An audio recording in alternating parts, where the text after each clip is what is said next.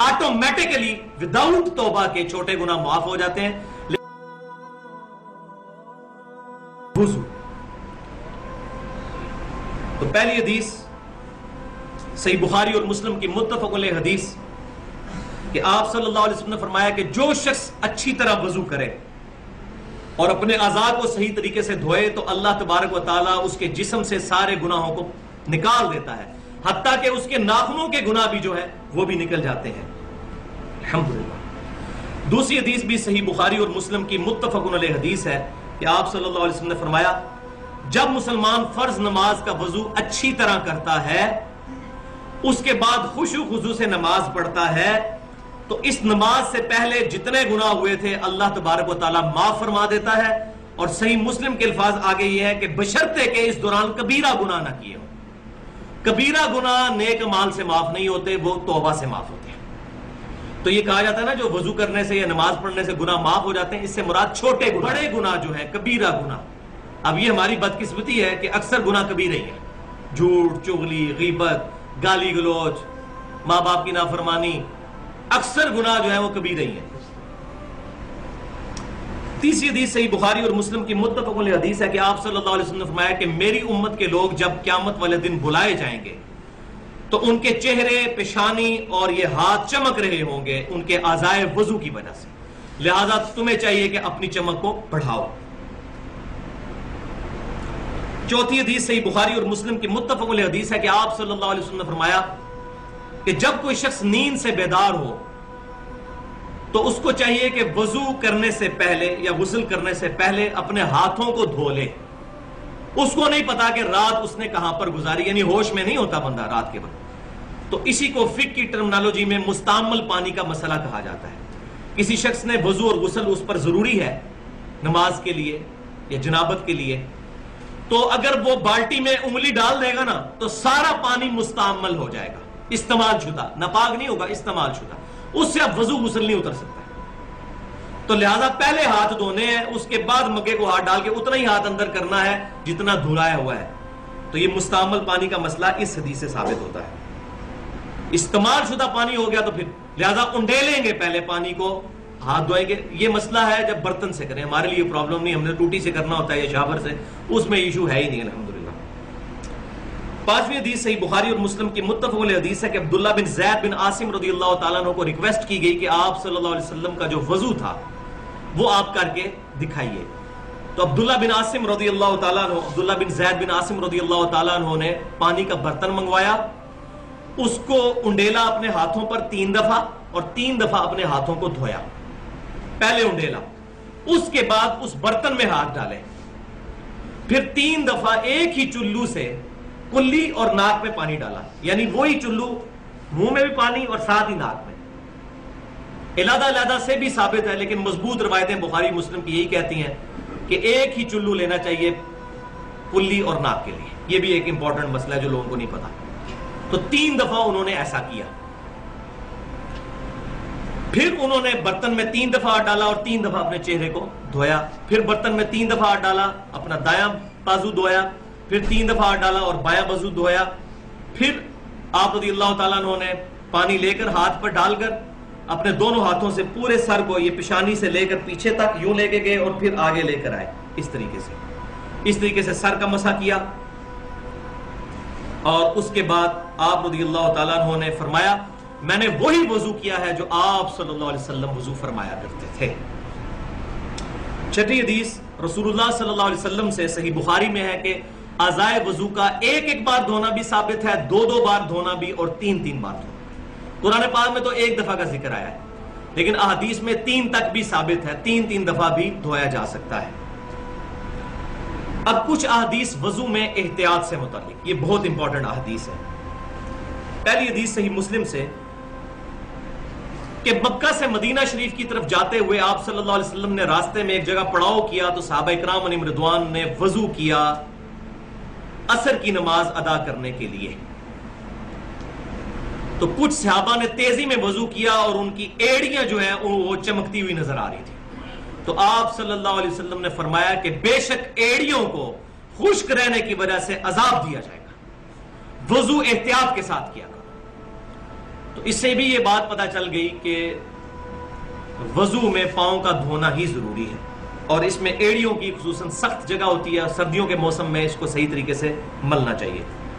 دوسری حدیث جامعہ ترمذی اور سنن ابن ماجہ میں ہے کہ آپ صلی اللہ علیہ وسلم نے فرمایا کہ جب کبھی بھی تم وضو کرو تو اپنے ہاتھ اور پاؤں کی انگلیوں کا خلال بھی کرو۔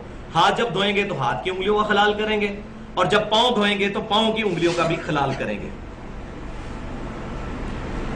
اب احتیاط کا مطلب یہاں پر میں ایک چیز بتا دوں کہ یہ وضو کرتے ہوئے احتیاط کا مطلب اسراف بھی نہیں ہونا چاہیے اور کنجوسی بھی نہیں ہونی چاہیے، کیونکہ صحیح حدیث ہے، بخاری اور مسلم کی متفق علیہ حدیث ہے کہ آپ صلی اللہ علیہ وسلم ایک مد پانی سے وضو فرما لیا کرتے تھے، 600 گرام، یعنی آپ کی جو 1.5 لیٹر کی بوتل ہے اس کو آدھا کر لیں، اس سے آپ صلی اللہ علیہ وسلم وضو فرما لیا کرتے تھے۔ جامعہ ترمذی، سنن ابی داؤد اور سنن ابن ماجہ میں حدیث ہے، یہ تیسری حدیث، کہ آپ صلی اللہ علیہ وسلم اپنے ہاتھ کی چھوٹی انگلی کے ساتھ پاؤں کی انگلیوں کا خلال فرمایا کرتے تھے اور پاؤں کی انگلیوں کو دھویا کرتے تھے۔ پانچویں حدیث جامعہ ترمذی، سنن نسائی اور سنن ابن ماجہ کی ہے کہ آپ صلی اللہ علیہ وسلم جب سر کا مسح فرماتے تو شہادت کی انگلی سے کانوں کے اندر کا بھی مسح فرماتے۔ یہ کان بھی چونکہ سر کے اندر ہی داخل ہے، قرآن پاک میں ذکر نہیں، لیکن یہ کان سر کے اندر ہی داخل ہوتے ہیں، اس لیے اس کا مسح بھی ہوگا اس طریقے سے، اور انگوٹھوں کے ذریعے کان کی پشت کا مسح فرماتے ہیں۔ لیکن یہ جو گردن کا مسح ہے یہ کسی ضعیف حدیث سے بھی ثابت نہیں ہے، اور مزے کی بات ہے فقہ حنفی کی جو اردو میں معتبر ترین کتاب ہے، 27 سال میں مفتی امجد علی صاحب نے لکھی بہار شریعت، اس میں بھی لکھا ہوا ہے کہ گردن کا مسح مستحب ہے۔ ان کی بھی جرت نہیں ہوئی کہ اس کو سنت لکھیں، لہذا گردن کا مسح کوئی ثابت نہیں، مستحب بھی انہوں نے اپنے بزرگوں کی وجہ سے لکھ دیا۔ قرآن اور حدیث کے اندر کہیں بھی ثابت نہیں کہ نبی صلی اللہ علیہ وسلم نے گردن کا کبھی مسح کیا ہو۔ تو یہ بہت امپورٹنٹ بات ہی میں نے بتا دی، گردن کا مسح نہیں، سر پورے کا مسح، یوں آگے سے پیچھے اور پیچھے سے آگے اور یوں، بس یہ ہے، دیٹس آل۔ چھٹی حدیث سنن نسائی میں اور سنن دارمی میں صحیح سند کے ساتھ کہ سیدنا علی رضی اللہ تعالیٰ عنہ نے دائیں ہاتھ سے ناک میں پانی ڈالا اور بائیں ہاتھ کی چھوٹی انگلی سے ناک کی صفائی کی، تو اس سے یہ بات پتہ چلی کہ ناک کو بائیں ہاتھ سے صاف کرنا چاہیے۔ ساتویں حدیث جامعہ ترمذی اور سنن نسائی کے اندر موجود ہے کہ ابو حیہ تابعی رحمۃ اللہ علیہ کہتے ہیں کہ سیدنا علی رضی اللہ تعالیٰ عنہ نے ہمیں ایک دفعہ مکمل وضو کر کے دکھایا پریکٹیکلی، جس میں آپ رضی اللہ تعالیٰ عنہ نے 3 دفعہ چہرے کو دھویا، 3 دفعہ پہلے ہاتھوں کو دھویا، پھر 3 دفعہ چہرے کو دھویا، بیچ میں کلی اور ناک والا بھی معاملہ، اس کے بعد آپ رضی اللہ تعالیٰ عنہ نے 3 دفعہ دونوں ہاتھوں کو بازوؤں سمیت دھویا، پھر پورے سر کا 1 دفعہ مسح کیا، پھر 3 دفعہ اپنے پاؤں کو دھویا۔ لہذا سیدنا علی سے بھی پاؤں دھونا ہی ثابت ہے، ہمارے پاس جو صحیح سند سے روایتیں پہنچی ہیں، یہ خصوصاً میں اہل تشیع کے حوالے سے بات کر رہا ہوں۔ اور پھر آپ رضی اللہ تعالیٰ عنہ نے وضو کا بچا ہوا پانی کھڑے ہو کر پیا، یہ بھی سنت ہے کہ لوٹے میں جو پانی بچ جائے اس کو کھڑے ہو کر پینا، زمزم کو کھڑے ہو کر پینا اور وضو کے بچے ہوئے پانی کو کھڑے ہو کر پینا سنت ہے۔ اور پھر سیدنا علی نے فرمایا کہ میرا وضو کرنے کا ارادہ نہیں تھا، میں نے صرف اس لیے وضو کیا کہ تاکہ تمہیں دکھاؤں کہ نبی صلی اللہ علیہ وسلم کس طرح وضو فرمایا کرتے تھے، تعلیم کے طور پر وضو سکھایا۔ 8ویں حدیث صحیح بخاری اور کے اندر موجود ہے تعلیقاً اور صحیح سند کے ساتھ، مسند امام احمد اور سنن نسائی میں موجود ہے کہ آپ صلی اللہ علیہ وسلم نے فرمایا کہ مسواک استعمال کیا کرو، اس میں تمہارے رب کی خوشنودی ہے، رب خوش ہوتا ہے مسواک استعمال کرنے سے۔ لہذا اگر دانتوں کے لیے کوئی ٹوتھ پیسٹ بھی استعمال کرتا ہے اور نیت دانتوں کو صاف کرنا ہے، اس کو بھی ثواب ملے گا۔ تو ٹوتھ پیسٹ آج کل استعمال کرنا ضروری ہے کیونکہ ہماری غذائیں بھی بڑی مرغن ہو چکی ہوئی ہیں، بہت چکنائی والی غذائیں۔ ٹوتھ پیسٹ اپنی جگہ استعمال کریں اور وضو کے ساتھ مسواک کو بھی استعمال کریں تاکہ اس کا ثواب بھی ملے، کیونکہ سنت ہے۔ اور صحیح بخاری اور مسلم کی متفق علیہ حدیث ہے کہ آپ صلی اللہ علیہ وسلم نے فرمایا اگر مجھے امت کی مشقت کا خیال نہ ہوتا تو میں امت کو حکم دے دیتا کہ وہ مسواک کریں، ہر نماز کے ساتھ، ہر وضو کے ساتھ۔ لیکن آپ صلی اللہ علیہ وسلم نے امت پر شفقت فرمائی اور اس چیز کو obligatory نہیں رکھا، آپشنل رکھ دیا۔ لیکن اس سے یہ رزلٹ نہیں نکالنا چاہیے کہ انسان اس سنت کو چھوڑ دے، اس کا یہ مطلب ہے کہ سنت بہت اہم ہے، اس پر عمل کیا جائے۔ اب 16ویں حدیث صحیح مسلم میں ہے کہ نبی صلی اللہ علیہ وسلم نے فرمایا کہ جو شخص وضو کرنے کے بعد پڑھ لے اشہد ان لا الہ الا اللہ وحدہ لا شریک لہ وَأَشْهَدُ أَنَّ مُحَمَّدًا عَبْدُهُ وَرَسُولُهُ، اللہ تعالیٰ جنت کے 8 دروازے اس کے لیے کھول دیتے ہیں۔ الحمدللہ۔ اس میں آسمان کی طرف دیکھنا، انگلی اٹھانا شرط نہیں، وہ روایتیں بالکل ضعیف ہیں۔ صحیح مسلم میں بس اتنے ہی الفاظ ہیں کہ 8 دروازے کھل جائیں گے یہ دعا پڑھنے سے۔ اور 17ویں حدیث سنن نسائی الکبریٰ کے اندر صحیح سند کے ساتھ ہے کہ آپ صلی اللہ علیہ وسلم نے وضو کے بعد یہ دعا بھی پڑھی ہے، سبحانک اللہم و بحمدک اشہد ان لا الہ الا انت استغفرک و اتوب الیک۔ اور ساتھ تابعی کے اقوال بھی موجود ہے، قول بھی، کہ جو شخص یہ پڑھے گا اللہ تعالیٰ اس دعا کو قیامت تک کے لیے اس کو محفوظ کر کے رکھ دے گا اور قیامت تک اس کا اجر عظیم عطا فرمائے گا۔ تو یہ محفل سے اٹھنے کی جو دعا ہے یہ وہی والی دعا وضو کے بعد بھی ثابت ہے، دیکھ لیں۔